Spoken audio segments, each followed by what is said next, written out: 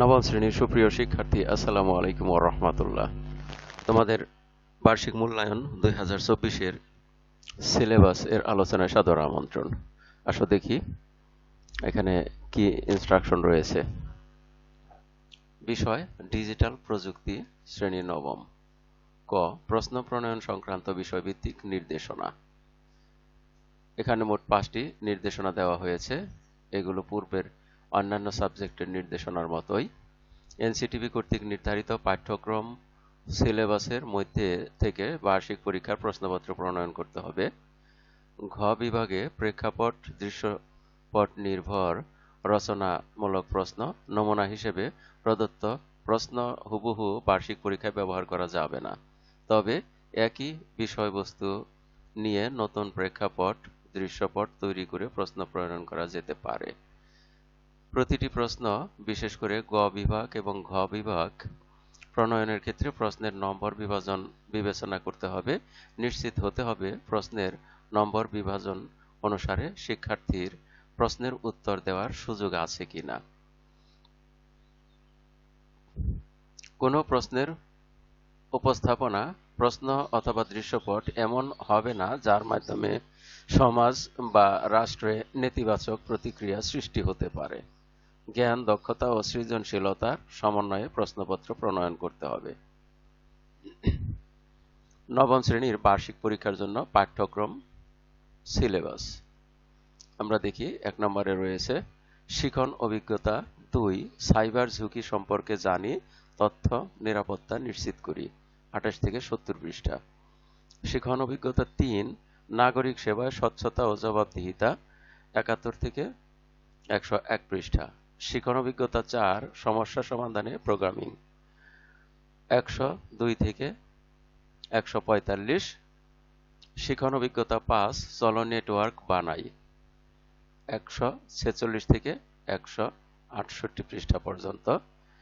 এই মোট 4টি অভিজ্ঞতা তোমাদের সিলেবাসের মধ্যে অন্তর্ভুক্ত রয়েছে। এবারে আসো দেখি প্রশ্ন মূল্যায়ন কাঠামো। 30% শিক্ষণকালীন মূল্যায়ন এবং সামষ্টিক 70%।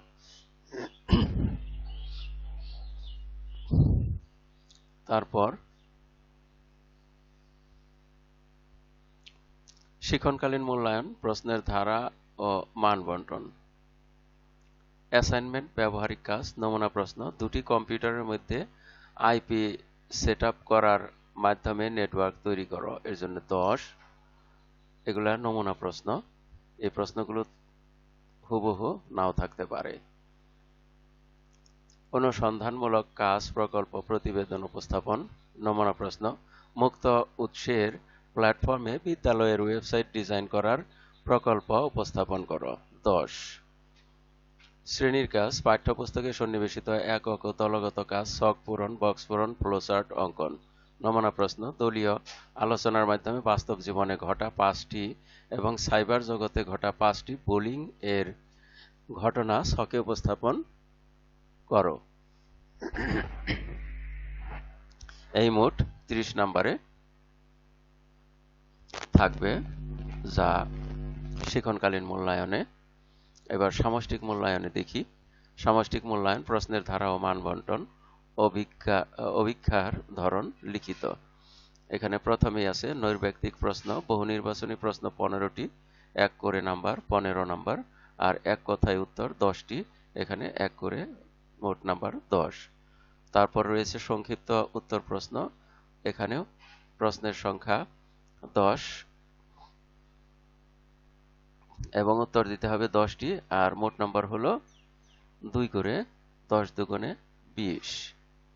রচনামূলক প্রশ্ন দৃশ্যপটবিহীন 5টি থাকবে, উত্তর দিতে হবে 3টি এবং নাম্বার থাকবে 5 করে 15। তারপর রচনামূলক প্রশ্ন দৃশ্যপট নির্ভর, প্রতিটি দৃশ্যপটের বিপরীতে 2টি অংশ থাকবে। এখানে 7টি থাকবে, তার 5টির উত্তর দিতে হবে এবং প্রতিটির নাম্বার 8 করে, মোট 40 নাম্বার। এই মোট 100 নম্বরের পরীক্ষা, যা থেকে 70% বার্ষিক পরীক্ষার ফলাফলে যুক্ত হবে, চূড়ান্ত ফলাফলের সাথে যুক্ত হবে। আসো আমরা এবার দেখি সামষ্টিক মূল্যায়ন কাঠামো মোতাবেক নমুনা প্রশ্ন। এটি একটি নমুনা প্রশ্নপত্র। এই নমুনা প্রশ্নপত্রের আলোকে আপনি এই বিষয়ে আপনার স্বকীয় প্রশ্নপত্র তৈরি করবেন। কোনোভাবেই নমুনা প্রশ্নপত্র হুবহু ব্যবহার করা যাবে না। এটা শিক্ষকের প্রতি নির্দেশনা। এবার দেখা যাক প্রশ্ন কি রয়েছে। বার্ষিক পরীক্ষা 2024 নমুনা প্রশ্ন, বিষয় ডিজিটাল প্রযুক্তি, শ্রেণী নবম, সময় 3 ঘন্টা, পূর্ণমান 100। নৈর্ব্যক্তিক অংশ, বহুনির্বাচনী প্রশ্ন ও এক কথায় উত্তর। দ্রষ্টব্য: সঠিক সর্বোৎকৃষ্ট উত্তরটি খাতায় লিখ। প্রশ্ন নম্বর 1 থেকে 15, প্রতিটি প্রশ্নের মান 1। আমরা এখানে দেখি মোট 15টি প্রশ্ন রয়েছে, আর তারপরে এক কথায় রয়েছে মোট 10টি প্রশ্ন। 16 থেকে 25 পর্যন্ত 10টি প্রশ্ন। আসো আমরা এই প্রশ্নগুলো সম্পূর্ণ সমাধান করি। লক্ষ্য করো, এখানে 1 নম্বর প্রশ্ন, ডাটা আদান প্রদানের মধ্যবর্তী পথে কেউ তা আড়ি পেতে চুরি করলে তাকে কি বলে? মধ্যবর্তী attack, medium attack, data interception, গোপন অ্যাটাক। এর উত্তরটা হবে গ, ডেটা ইন্টারসেপশন। 2 নম্বর প্রশ্ন, ডিজিটাল মাধ্যম ব্যবহার করে কাউকে উত্ত্যক্ত বা বিরক্ত করাকে কি বলে? এখানে 4টি উত্তর রয়েছে, তার সঠিক উত্তর হলো সাইবার বুলিং। অর্থাৎ ডিজিটাল মাধ্যম ব্যবহার করে কাউকে উত্ত্যক্ত বা বিরক্ত করাকে বলা হয় সাইবার বুলিং।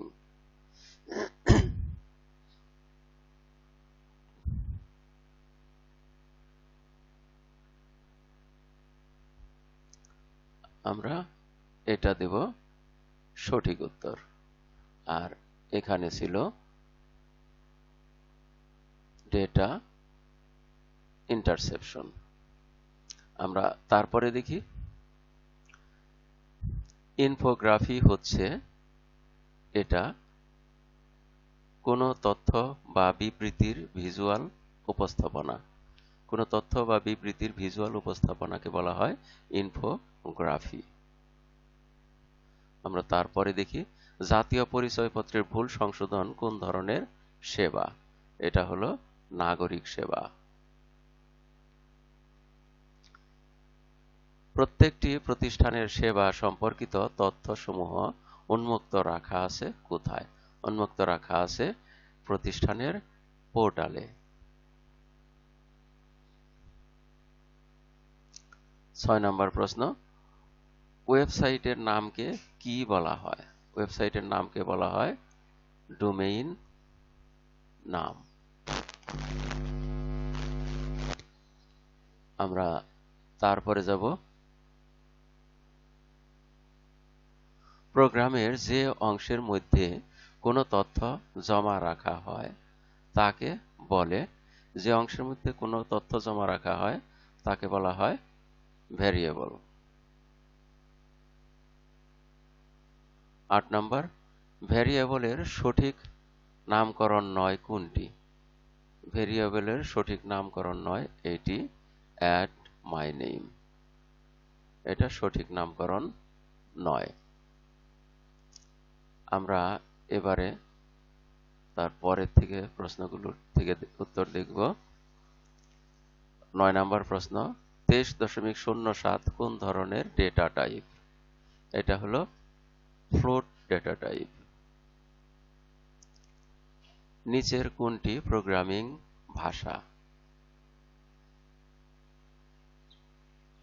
এখানে প্রোগ্রামিং এর ভাষা হলো PARL, পার্ল। নিচের কোন লেয়ার ডেটাকে বাইনারিতে রূপান্তর, ডেটা সংকোচন ইত্যাদি কাজ করে? প্রেজেন্টেশন লেয়ারে। 12 নম্বর প্রশ্ন, OSI মডেল কয়টি লেয়ারে বিভক্ত? OSI মডেল 7টি লেয়ারে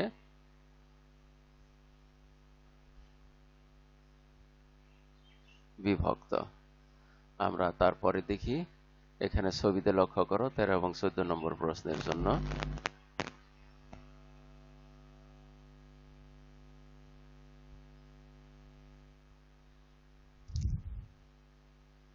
ছবিগুলো লক্ষ্য করো।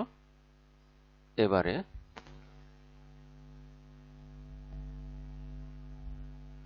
আমরা এখানে দেখি ছবিগুলো। 4 নম্বর ছবিতে এরকম, 3 নম্বর, 1 নম্বর এবং 2 নম্বর। এবারে আমরা প্রশ্নের উত্তরগুলো দেখি। উপরে প্রদত্ত তথ্যে কোঅ্যাক্সিয়াল কেবল কোনটি? কোঅ্যাক্সিয়াল কেবল হলো এটা, অর্থাৎ চিত্র 2।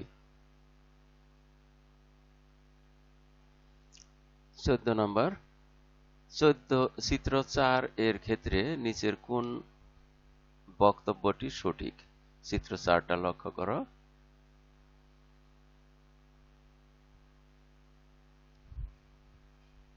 এটার উত্তর হলো এটি সবচেয়ে দ্রুত গতিতে ডেটা ট্রান্সফার করে, কারণ হলো এটি হলো অপটিক ফাইবার।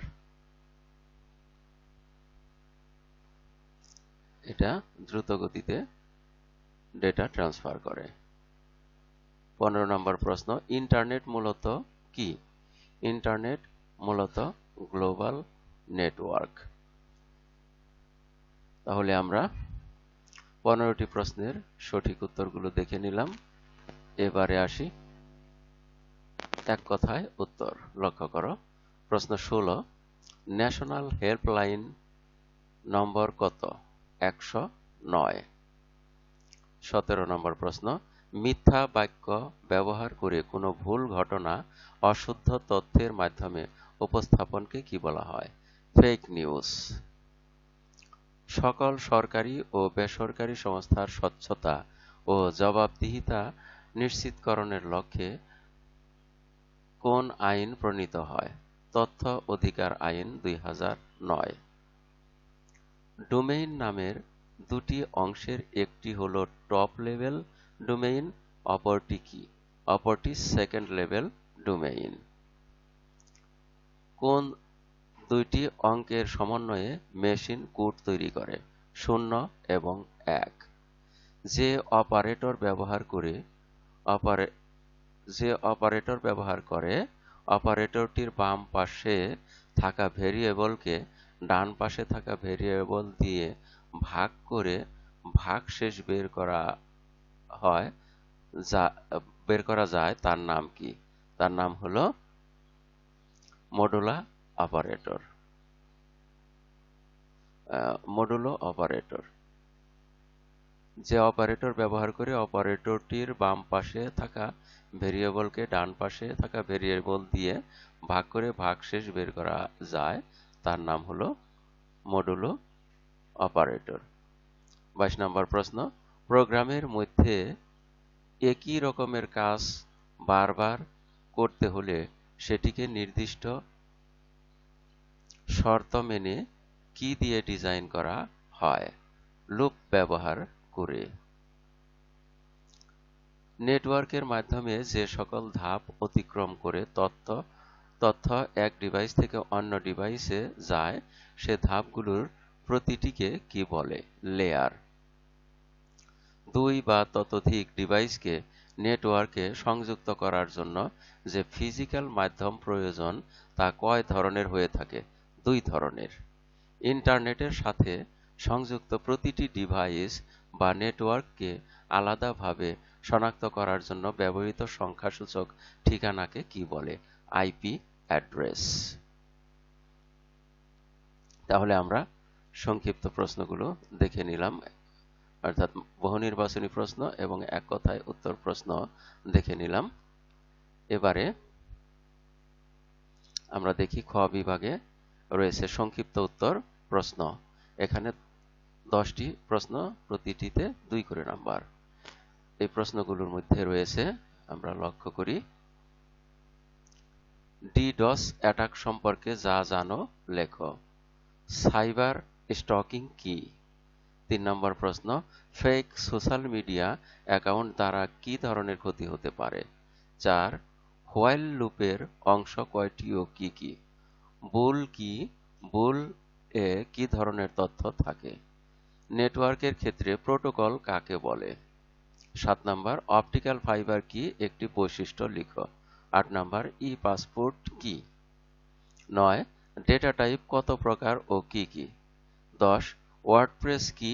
ওয়ার্ডপ্রেসের সুবিধা লেখো। আমরা তারপরে দেখি গ বিভাগ, রচনামূলক প্রশ্ন, প্রেক্ষাপট বিহীন। এখানে 5টি থেকে যে কোনো 3টি প্রশ্নের উত্তর দিতে হবে। নিম্নে 3টি নমুনা প্রশ্ন দেওয়া হলো। যেহেতু এখানে 5টি থেকে 3টি দিতে হবে, তাই এখানে 3টি প্রশ্নেই দেওয়া হলো নমুনা। প্রথম প্রশ্ন, সাইবার বুলিং কি? সাইবার বুলিং এর প্রভাব কেমন হতে পারে তা বর্ণনা করো। 2, তথ্য অধিকার আইন 2009 অনুসারে একজন নাগরিক কি কি সুবিধা পেতে পারেন? 3, ধারাবাহিকভাবে 11 থেকে 31 পর্যন্ত লেখার প্রোগ্রাম লেখো। তারপরে দেখি ঘ নাম্বার প্রশ্ন। ঘ বিভাগ, প্রেক্ষাপট নির্ভর রচনামূলক প্রশ্ন। প্রদত্ত প্রেক্ষাপট দৃশ্যপট সমূহ মনোযোগ সহকারে পড়ো এবং সংশ্লিষ্ট প্রশ্নগুলোর যথাযথ উত্তর দাও। 7টি থেকে যে কোনো 5টি প্রশ্নের উত্তর দিতে হবে। নিম্নে 5টি নমুনা প্রশ্ন দেওয়া হলো। এখানে 5টি দেওয়া হলো, লক্ষ্য করো। বিশ্ববিদ্যালয়ের এক শিক্ষার্থী বন্ধুদের আড্ডায় গেলে বাকিরা তাকে দেখে হাসাহাসি করল। কারণ জিজ্ঞাসা করে জানল তার সামাজিক যোগাযোগ মাধ্যমের অ্যাকাউন্ট থেকে একটি অনাকাঙ্ক্ষিত পোস্ট করা হয়েছে। সে বুঝতে পারল তার অ্যাকাউন্টে অন্য কেউ লগ ইন করে এই পোস্টটি করেছে। এখানে দুই ভাগে 2টি প্রশ্ন রয়েছে। ক, অনুচ্ছেদে বর্ণিত শিক্ষার্থীর আইডি সুরক্ষার জন্য কি কি ব্যবস্থা গ্রহণ করা যেতে পারে ব্যাখ্যা করো। খ, অনুচ্ছেদে বর্ণিত অনাকাঙ্ক্ষিত পোস্টকারী ব্যক্তি কোন ধরনের অপরাধ করেছে, এর জন্য কি কি শাস্তির বিধান আছে উল্লেখ করো। 2 নম্বর প্রশ্ন, জনাব সোয়াইব কক্সবাজারে বসবাস করেন। তিনি লক্ষ্য করলেন জানুয়ারি থেকে জুলাই পর্যন্ত প্রতি মাসে কক্সবাজারের তাপমাত্রা 1 ডিগ্রি সেলসিয়াস করে বৃদ্ধি পেয়েছে। জানুয়ারি মাসে কক্সবাজারের তাপমাত্রা ছিল 25 ডিগ্রি সেলসিয়াস, জুলাই মাসে ছিল 31 ডিগ্রি সেলসিয়াস। তাছাড়া উক্ত 7 মাসে জনাব সোয়াইব বিদ্যুৎ বিল বাবদ 9,415 টাকা পরিশোধ করেছেন। প্রশ্ন, ক, উদ্দীপকের আলোকে গড়ে বিদ্যুৎ বিল দেওয়ার হিসাবের পাইথন প্রোগ্রামটি লেখো। এর জন্য নাম্বার হলো 3। আর জানুয়ারি থেকে জুলাই পর্যন্ত তাপমাত্রা বৃদ্ধি প্রক্রিয়াটি পাইথন প্রোগ্রাম আকারে লেখো। এর জন্য নাম্বার হলো 5। 3 নাম্বার, জনাব হাবিবা নবম শ্রেণীর ডিজিটাল প্রযুক্তি বিষয়ের ক্লাসে শিক্ষার্থীদের উদ্দেশ্যে বললেন, তোমরা কি জানো আমরা কাউকে চিঠি লিখলে খামের উপরে ঠিকানা কেন লিখি? কারণ চিঠিটা যাকে লেখা হয় সেই ব্যক্তিকে শনাক্ত করে চিঠি পৌঁছানোর জন্য ঠিকানা লিখতে হয়। একইভাবে ইন্টারনেটে যুক্ত প্রতিটি ডিভাইসকে শনাক্ত করারও ব্যবস্থা আছে। আজকের পাঠে আমরা এই বিষয় নিয়ে আলোচনা করব। ক, জনাব হাবিবা কোন বিষয় নিয়ে আলোচনা করবেন পাঠ্য বইয়ের আলোকে ব্যাখ্যা করো। এর জন্য 3 নাম্বার। আর খ, ইন্টারনেট ব্যবহার করে কিভাবে পাঠের আলোচ্য বিষয়টি খুঁজে বের করা যায় তার প্রক্রিয়া বর্ণনা করো। এর জন্য 5 নাম্বার। আমরা 4 নাম্বার প্রশ্নটা দেখি। প্রেক্ষাপট, চট্টগ্রামের তপু নামের এক শিক্ষার্থী তার ঢাকায় থাকা বন্ধু মাসুমকে চিঠি পাঠাতে চায়। এজন্য তপু চিঠিটি খামে ভরে খামের উপর মাসুমের ঠিকানা লিখে ডাক টিকিট লাগিয়ে চট্টগ্রামের পোস্ট অফিসের ডাক বক্সে ফেলে আসে। ডাকপিয়ন চিঠিটি নিয়ে ঠিকানা পড়ে ঢাকার পোস্ট অফিসে পাঠায়। পরবর্তীতে আরেকজন ডাকপিয়ন চিঠিটি মাসুমের কাছে পৌঁছে দেয়। ক, উক্ত ঘটনার সাথে তোমার পাঠ্য বইয়ের কোনো বিষয়ের মিল রয়েছে কি? মিল থাকলে বিষয়টি সংক্ষেপে ব্যাখ্যা করো। খ, একটি নেটওয়ার্কের বিভিন্ন লেয়ারের কাজের সাথে চিঠি পাঠানোর প্রক্রিয়াটির তুলনা কিভাবে করা যায় আলোচনা করো। এজন্য 5 নাম্বার। এবারে আমরা 5 নম্বর প্রশ্ন দেখব। প্রেক্ষাপট দেখে নেই। সাদিয়ার বিদ্যালয় সম্পর্কে অনলাইনে কেউ কোনো তথ্য জানতে চাইলে সবসময় সঠিক তথ্য জানতে পারে না। সোশ্যাল মিডিয়ায় তাদের বিদ্যালয়ের নামে খোলা বিভিন্ন পেজ ও আইডির মাধ্যমে সঠিক তথ্যের পাশাপাশি বিভিন্ন প্রকার অসত্য ভুল তথ্য ছড়ায়, যা তাদের সহ অন্যান্যদের বিব্রত ও বিভ্রান্ত করে। এমতাবস্থায় বিদ্যালয় কর্তৃপক্ষ সিদ্ধান্ত নিল স্বচ্ছতা ও জবাবদিহিতা নিশ্চিত করে বিদ্যালয়ের সকল বিষয়ের গুরুত্বপূর্ণ তথ্য নিয়ে একটি অফিসিয়াল মাধ্যম তৈরি করবে।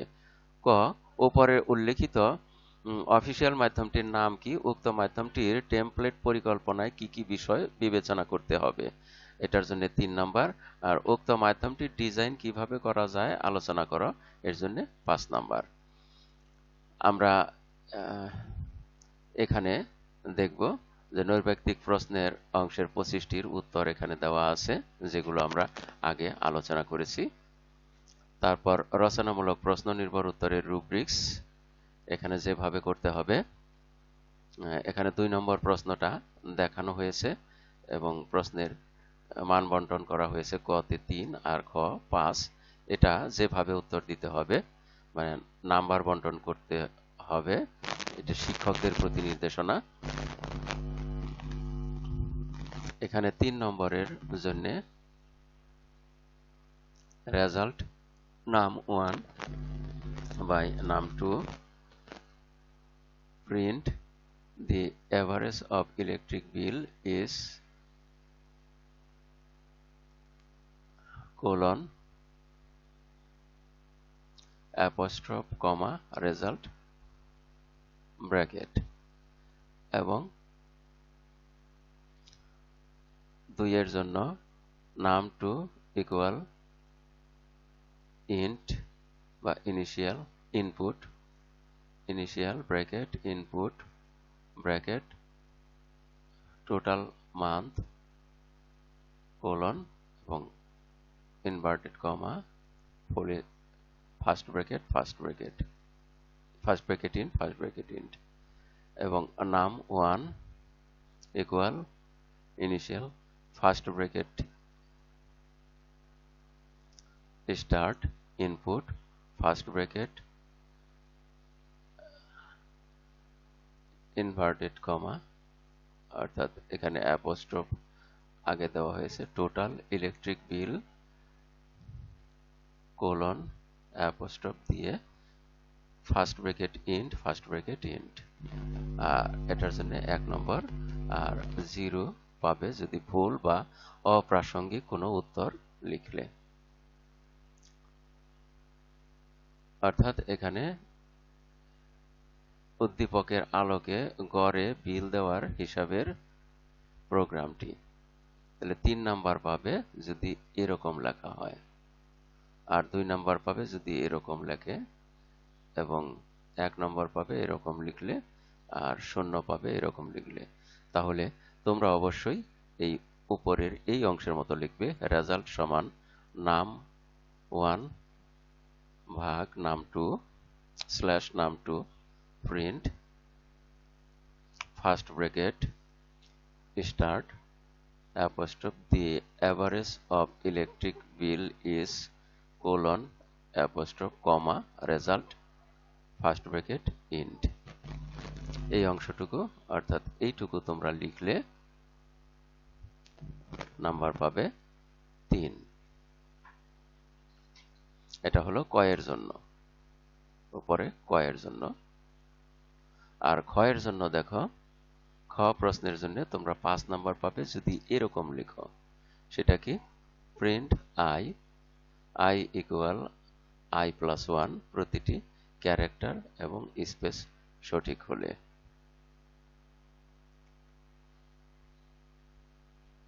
4 হবে এরকম হলে, হোয়াইলের পর স্পেস থাকলে শেষে কোলন থাকলে,